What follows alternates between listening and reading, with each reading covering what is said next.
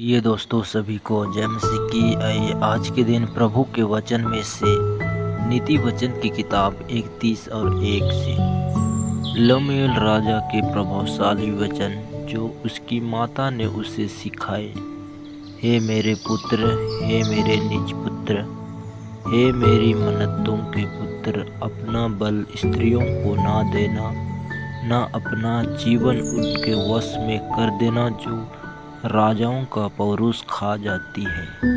हे Lemuel, राजाओं का दाख मधु पीना उनको शोभा नहीं देता और मदिरा चाहना रईसों को नहीं फबता।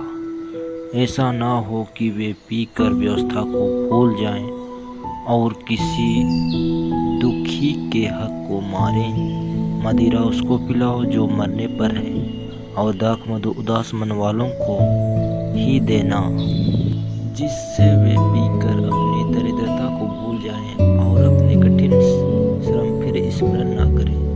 गूंगे के लिए अपना मुंह खोल और सब अनाथों का न्याय उचित रीति से किया कर। अपना मुंह खोल और धर्म से न्याय कर और दिन दरिद्रों का न्याय कर।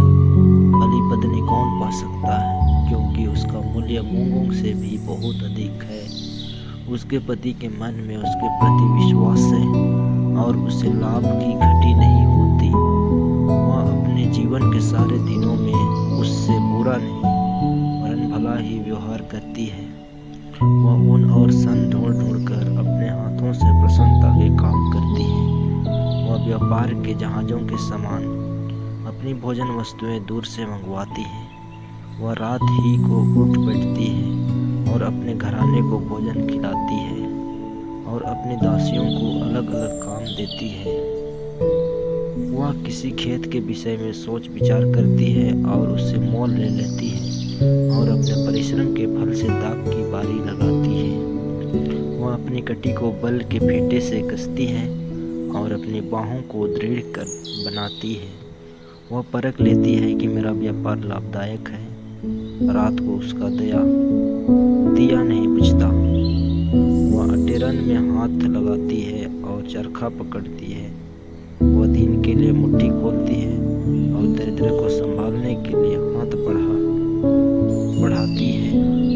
वह अपने घराने के लिए हिम से नहीं डरती, क्योंकि उसके घर के सब लोग लाल कपड़े पहनते हैं। वह तकिया बना लेती है।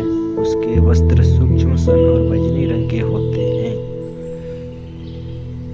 जब उसका पति सभा में देश के पुरनियों के संग बैठता है, तब उसका सम्मान होता है। वह सन के वस्त्र बनाकर बेचती है और व्यापार को कमर बंद देती है। वह बल और प्रताप का पहरावा पहन रहती है और आने वाले काल पर हंसती है। वह बुद्धि की बात बोलती है और उसके वचन कृपा की शिक्षा के अनुसार होते हैं। हालेलुया। वह अपने घराने के चाल चलन को ध्यान से देखती है और अपनी रोटी बिना परिश्रम नहीं खाती। उसके पुत्र उठ कर उसको धन्य कहते हैं। उसका पति भी उठकर उसकी ऐसी प्रशंसा करता है।